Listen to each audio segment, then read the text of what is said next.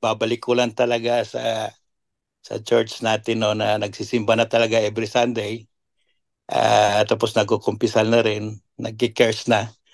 Yung pamilya ko kasi,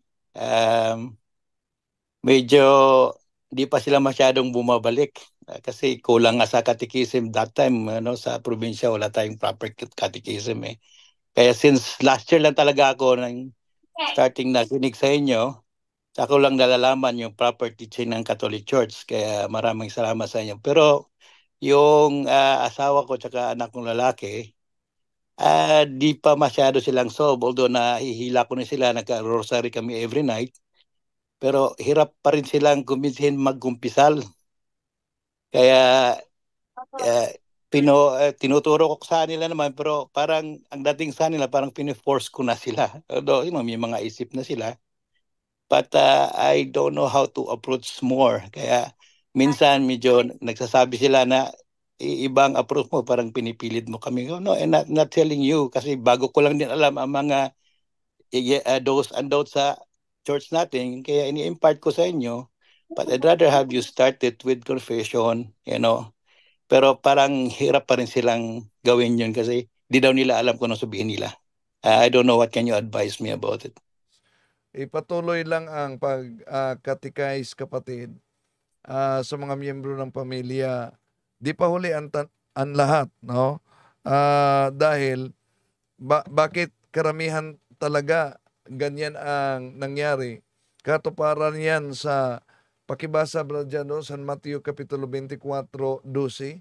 Lalagana pagkasamaan at dahil dito manlalamig ang pag-ibig ng maraming mananampalataya. Okay, so ito ang panahong ito, katuparan sa babala ng ating Panginoon Kristo, San Mateo 24:12, na manlalamig ang pag-ibig ng marami, lalo na sa pananampalataya.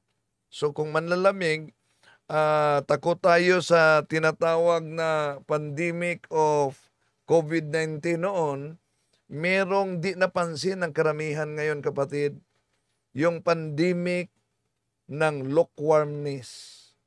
At ano ang sabi ng ating, lalo na sa nakasulat sa Biblia sa lukewarmness, Revelation chapter 3 verse 16, Brajando.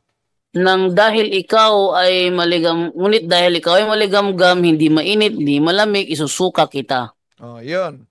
Lukewarm talaga. Ang lukewarm o mano, isusuka. Sa kaya, di pa huli, kapatid, no?